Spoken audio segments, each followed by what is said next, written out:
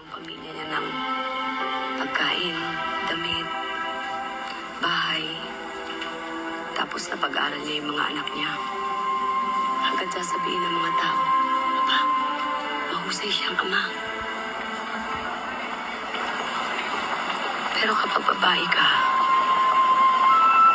kahit ibinigay mo na ang lahat ng iyo sa mga anak mo, kasama pa pati puso mo, pati kaluluwa mo,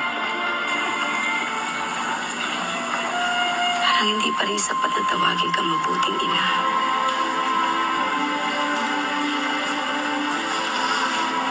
Sana pwede nating sabihin, "Oops, tama na.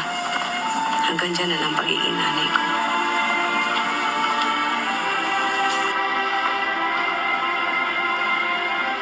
Kasi kahit nanay ka, nakakapagod din, di ba? Kasi kahit nanay ka, nakakapagod din, di ba? Bakit ganun? Ang lalaki kapag binigyan niya ang pamilya